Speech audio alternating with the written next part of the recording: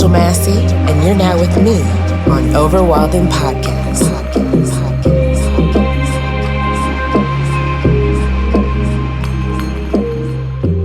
What's up, guys? I'm coming to you from cold-ass Colorado, where we are facing historically frigid temperatures. I mean, it's cold. Like my Baltimore, Maryland people used to say, like the hawk is out. I'm talking -7 degrees, but it's like the feels like, you know how you are on your weather app and it has an actual temperature and then it feels like temperature? Well, the feels like temperature here right now is -20.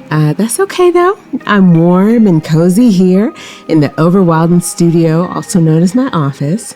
And I have my sweet rose Tulsi tea. I have my peach pie joint, and you on the other end of this line. So wherever you are, unless you're driving, settle in, find a comfortable spot, and let's get talking. Welcome to Pisces season, y'all. Whether you believe in astrology or not, your girl is a Pisces sun, Scorpio moon, and Gemini ascendant. And that means it's my season, y'all. And maybe it's yours too if you're a fellow Pisces human. According to astrologists, our empathic skills and psychic abilities should be at an all-time vibrational high. So I'm watching to see if I go in the dark or something overnight, or if I predict the lotto numbers or something. So I'm just watching for myself. But speaking of Pisces, if you know anything at all about astrology, it's said that humans who have a Pisces sun are highly sensitive, live in a dream world, and are empathic. And on the flip side, have a tough time setting personal boundaries. That's very, very low vibrational stuff, guys. So setting boundaries is something that I realized through therapy that I needed to work on. And I did. And I'm the happier and less stressed for it. So on today's show, I'm going to talk about setting boundaries. I'm going to talk about setting boundaries. So listen, ladies, gents, and non-binary folks, loose boundaries are, like I said, bad, low vibrational things, my friends. And let me explain why. I want to tell you a bit about me. When don't I? And my journey with boundary setting. And trust me, I'm still on that journey, but using my tools allows me to check myself when I find that those boundaries are becoming loose. I have what my therapist calls white hat syndrome. And if you immediately thought about Scandal, like that is the perfect analogy for it. White hat syndrome is when your ass feels the overwhelming need to swoop in and save the day. Just like our main protagonist on Shonda Rhimes' Scandal. Whether it's a small event, a huge crisis, or anything happening, basically, you're there to make folks feel better, offer support or assistance, or just commiserate. And I know you're thinking, well, that's nice. Why would this be a bad thing? It's because, one, you come in and save the day, even if it's to the exclusion of something else you need to do. You are there and willing to jam pack your schedule, even though you know it's going to lead to burnout or add an emotional weight to bear that maybe you can't handle at the moment. Maybe you have a lot of stuff going on in your life, but because you have white hat syndrome, you are ready to swoop in and add more to your plate. And so no matter what's happening with you or going on in your life, you do it anyway. You are Captain Save a Person. And, I often talk about filling up your cup first so that you can support others. But it's important to support yourself. And white hat syndrome isn't cup filling behavior. It's draining. It's very draining. And I haven't even gotten to 2. So just imagine really quickly me having white hat syndrome. It's also not a good thing because we often do it to alleviate our own feelings of guilt. Now that's heavy, but stay with me. I'm a witness to these things because I was one of the people who were doing these things. There are some people in this world, including myself, who feel bad, guilty, sad, and suck up the emotional energy of those around them when things are happening to people other than themselves. And to alleviate all that weight, they help whoever they love out. That suffering, and they help and they help and they help until they're drained and left wondering why no one is helping them. It's a sucky cycle, and it's all based in poor boundaries. So just to recap, because that was a lot. 1, having white hat syndrome can lead to you having poor boundaries. It's actually like a symptom of having poor boundaries, because you help if people ask, you help even if you don't have time, you help and you give and you give and you give, and your cup gets lower and lower and lower, and it leads to burnout. And we're not selfish here on this podcast. We have compassion. People need help. Others need help. And if you can help them, you should. But like I said, we're here to heal and grow together. So we need to definitely have our cup full, or at least close to full, while we're helping others. It's not about selfishness. It's just that when you know better, you do better. And you're a better person, you're a better coworker, a better spouse, a better parent when you have your reserves filled so that you can give to others. A lot of times we do that as empathic people or people who want to help because we feel bad when we see others suffering.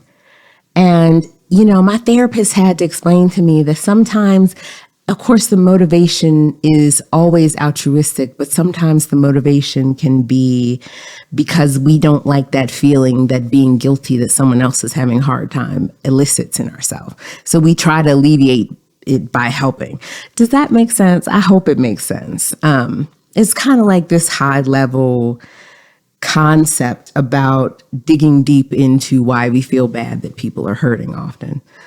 You know, it's 50-50. 1, we don't like that guilty cognitive dissonance feeling like, oh man, I gotta help. And 2, you know, we genuinely want to help people. But the other part about always constantly saying yes to people, that is hurtful. And I will explain why. I'm sure you're wondering how to know if you have poor boundaries. And I didn't really expand on myself, even though I said it was a personal story. So let me backtrack. I used to be the type of person who, no matter what was going on in my life, I was willing to add to my plate. Professionally, I did that because I was ambitious. But personally, I did that because I had a little bit of people-pleasing syndrome inside of me. And also because I always wanted to help people, which was that white hat syndrome. And I found that during a time in my life when I was the most professionally busy, and then I was going through a lot of personal things because my mom was ill, I would still say yes when people asked me to do stuff like, girl, what are you doing? What are you doing for you to refill your cup during this time? And the answer was nothing. And because I came from a line of long-suffering women who are willing to give everything in their all for their family, for other people, without requesting much back. I kind of fell into that tradition, and it did eventually lead to burnout. But I didn't realize when that burnout was occurring what the nexus of it was, and it was that I was always saving people and not saving myself.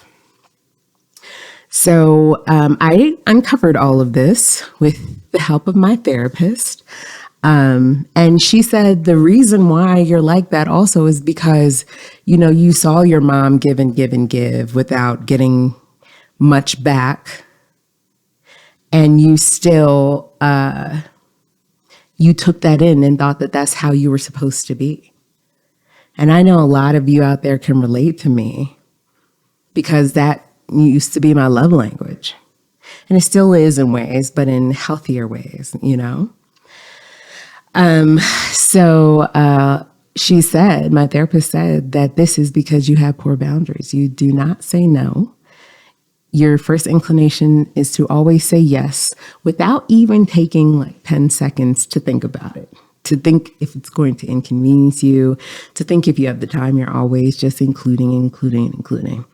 So you have to take care of yourself, folks. And one of the first ways that you can take care of yourself is by establishing compassionate boundaries for yourself. And I say compassionate boundaries because creating boundaries for yourself is an act of radical rest, and it's an act of compassion for yourself. So back to how you'll know if you have poor boundaries. You're asking yourself, how do I know this shit? How do I know if I'm bad at setting boundaries or if I have any at all? Well, let me give you some hints so that you can decide if it's time to do some digging into self, or you can ask yourself these questions and maybe reorder your boundary setting. Now, I am not Miss Lakeitra. Miss Lakeitra is my therapist.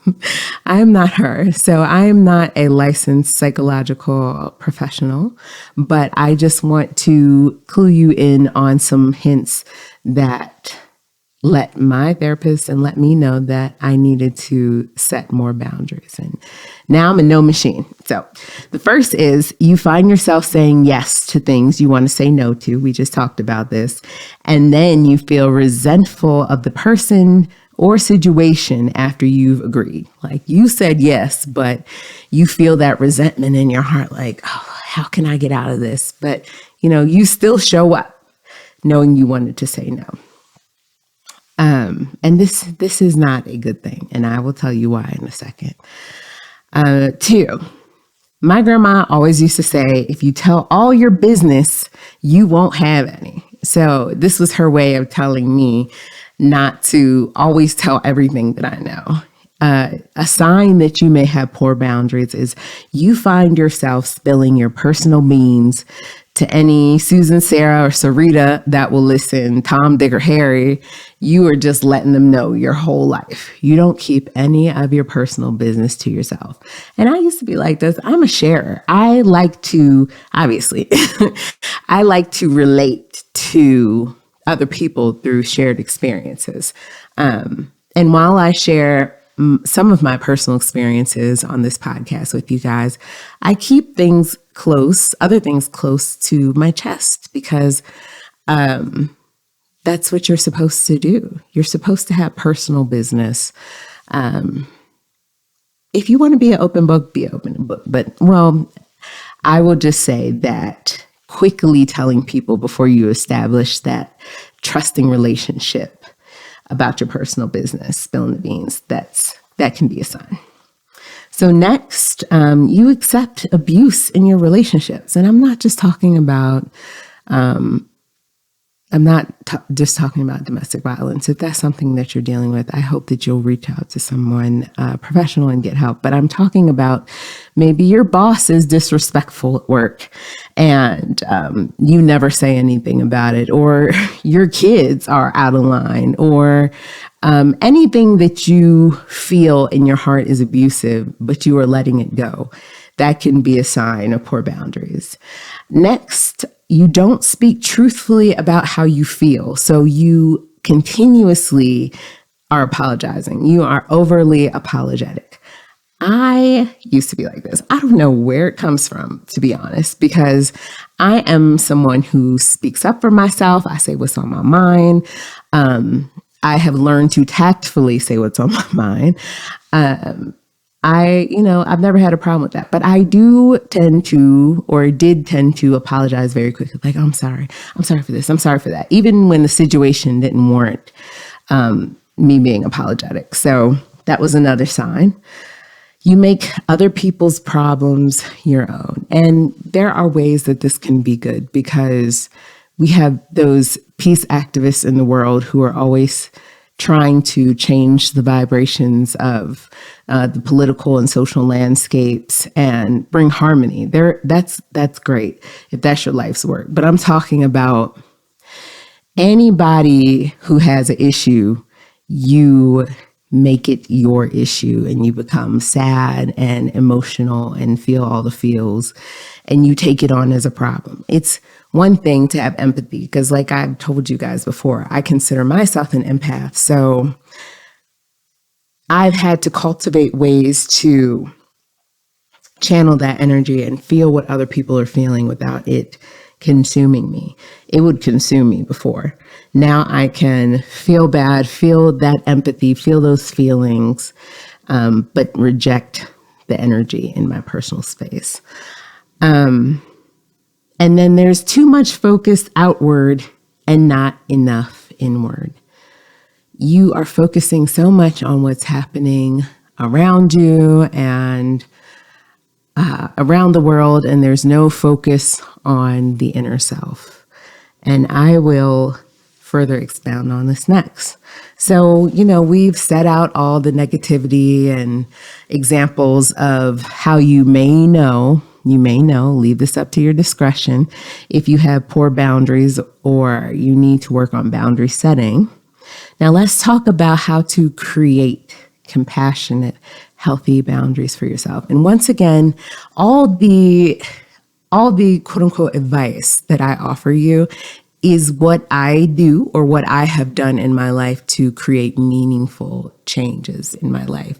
So I always give you this advice with the caveat that this is what I have done and not that this is exactly what you should do. You should try it on for size and see if it fits and helps you. And if it does, I'm so happy. And if it does not, I encourage you to explore other routes of healing because there are so many. There's more than one way to create change in your life. And this is just the way that I did it. So the first way that I created compassionate and healthy boundaries for myself, and maybe you can too, is learn to feel into your not so pleasant feelings. Anger, resentment, anxiety, sadness. When you allow yourself to feel feelings instead of packing them away as a response to events and stressors in your life, you learn what boundaries are necessary for you to set to maintain harmony within yourself.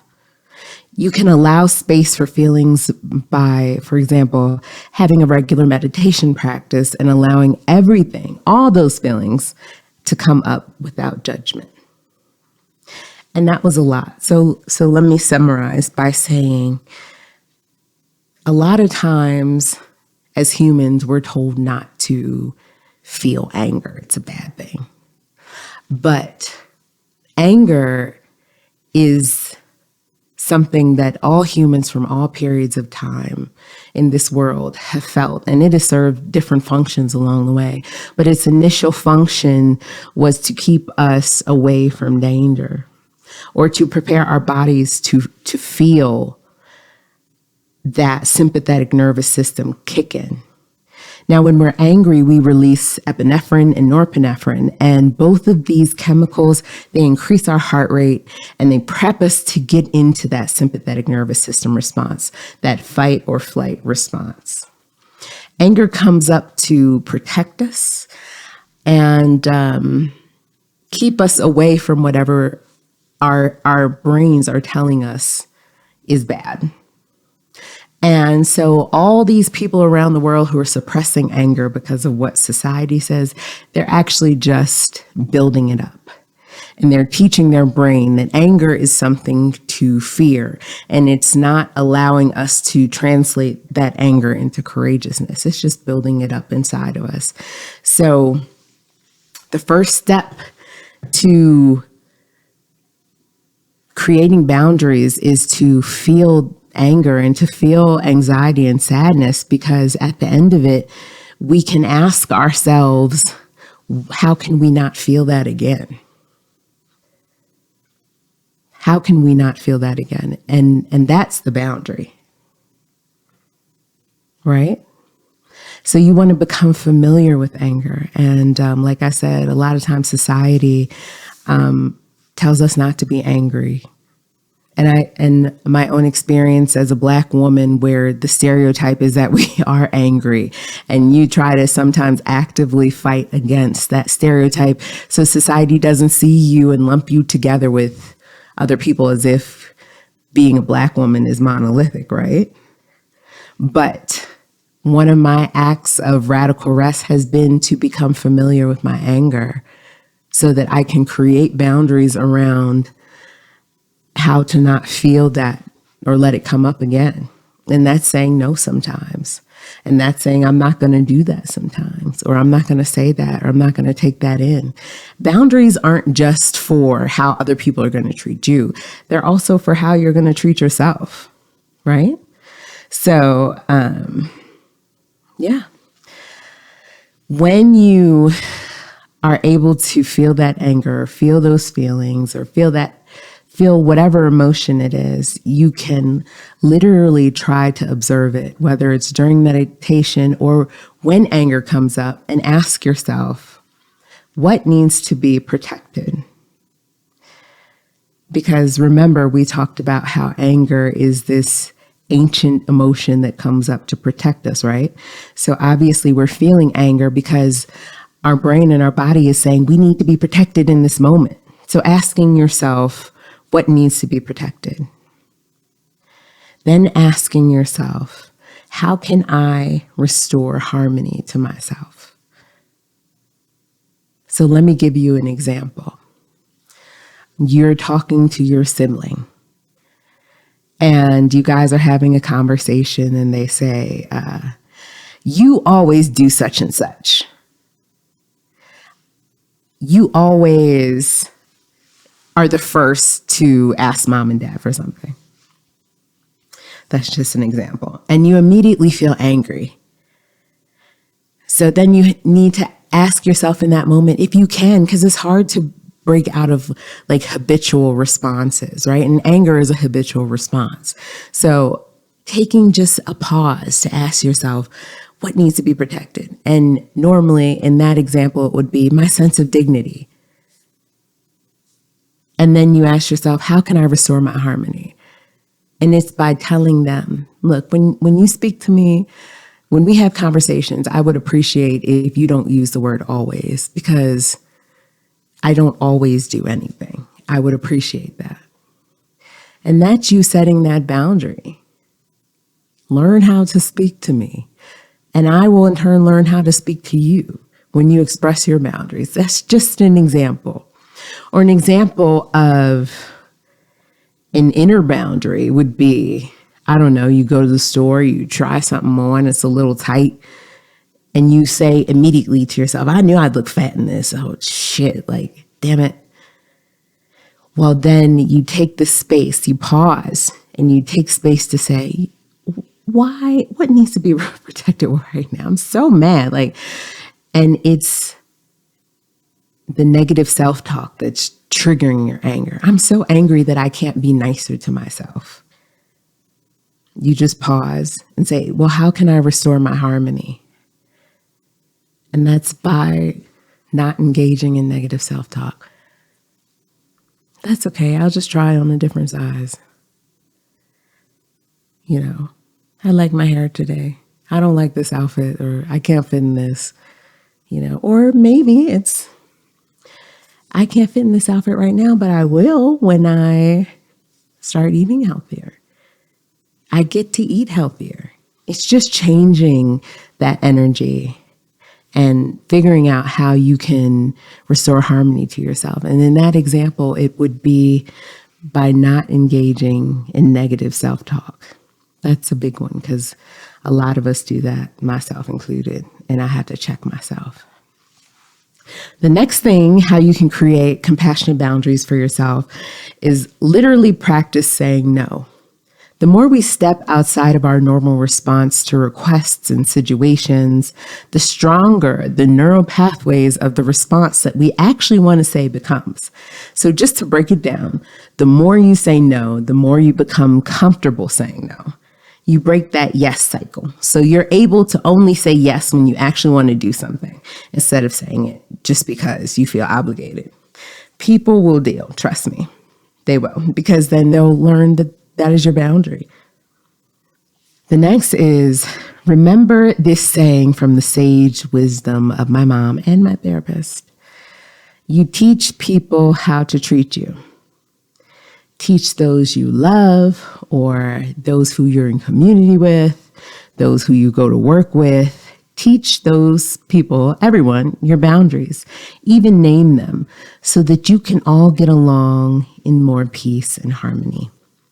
And the last is, visualize and actually write down the boundaries that you want to shift to, adhering to in your life. Actually see them. Name them for yourself. And then you can start to put them into practice. Got it? Good. This may be one of my favorite episodes. And I say that because creating boundaries for me, and I'm evolving. I'm still on this journey. I still sometimes say yes when I mean no, but I do it a lot less. And it has helped create spaciousness for me. It has depacked my schedule, and it has allowed me to be more present with myself and with my son and with my husband. And that is very important to me. So let's meditate on grounding ourselves, on being safe, and on being in harmony with our inner self.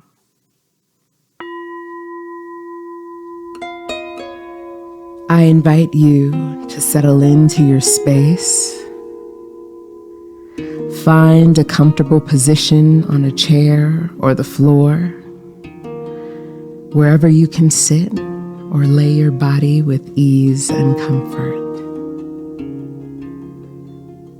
Allow your mind to settle into this time, into this space, into this moment. Allow your shoulders to fall away from your ears. Unclench your jaw.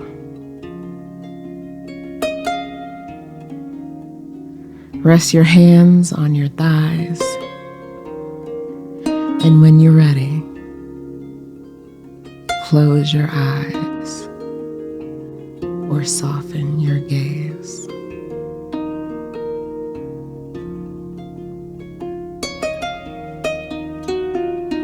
Drop out of your thinking mind and into your body.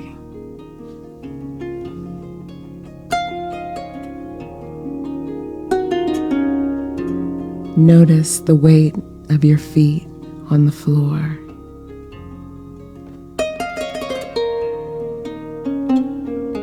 Notice the support the ground offers your body.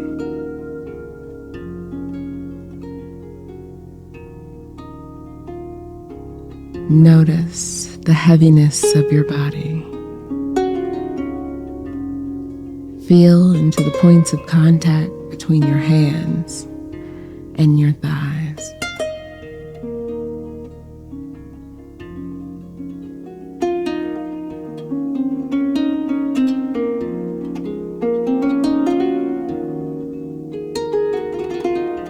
Notice the heaviness between your eyelids.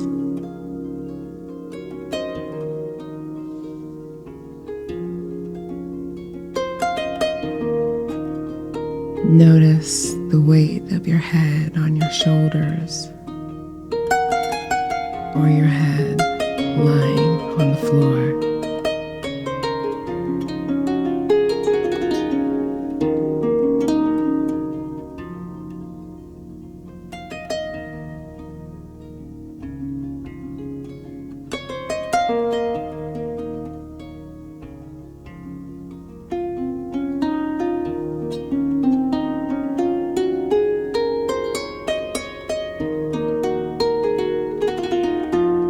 Feel yourself planted there,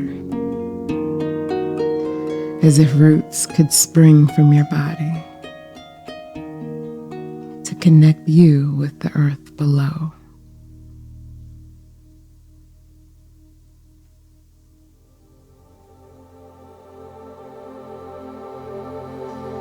Imagine yourself transported to the rainforest of the Congo. You lay safely nestled among the ferns and flora of the rainforest floor. You look up, and above you is a soaring canopy of tropical trees. Birds flying, animals jumping from limb to limb. Forest elephants and okapi exist nearby. The sun is dancing between leaves to create soft patterns of shadows. A warm mist is blanketing your body. The energy of the flora and fauna there is so rich it vibrates.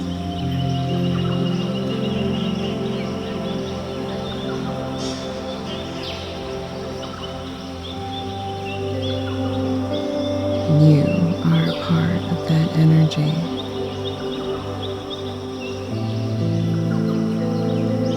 An essential, grounded part.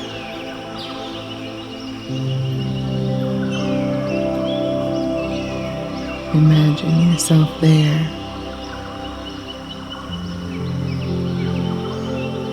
and bask in the sun's warmth.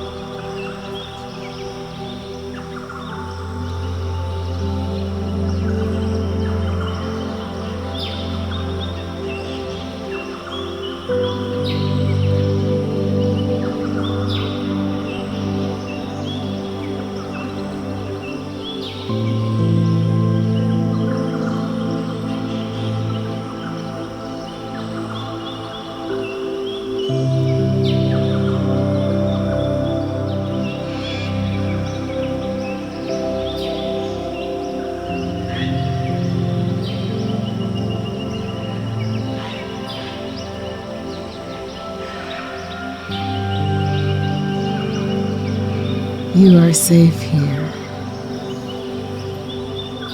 You are supported here. You are grounded here.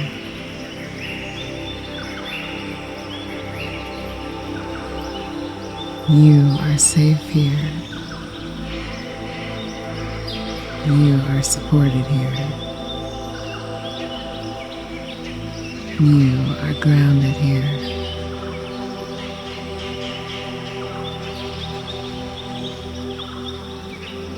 You are safe here. You are supported here. You are grounded here.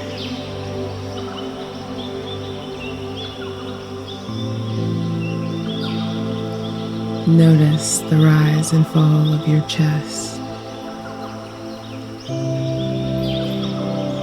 Notice your breath in and out.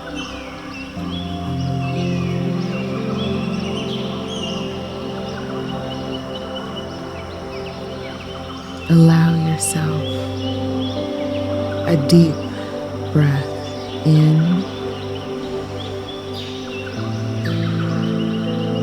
and out.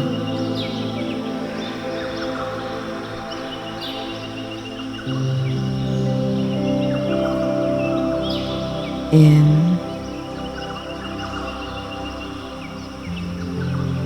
and out.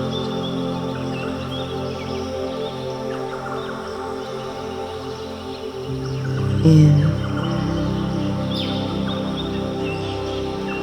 and out. Go at your own pace.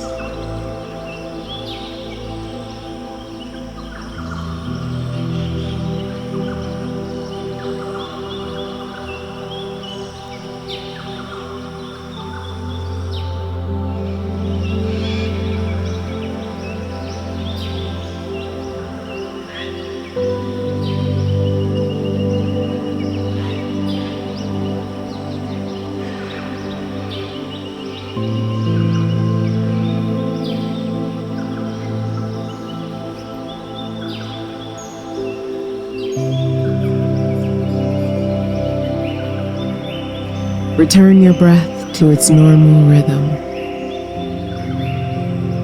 Bring your awareness back to the room. Move your fingers and toes. Listen to the sounds in the room you're in, and come back to this moment, to this place.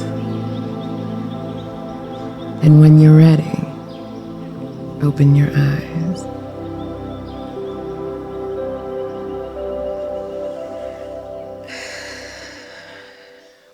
I hope you enjoyed that meditation.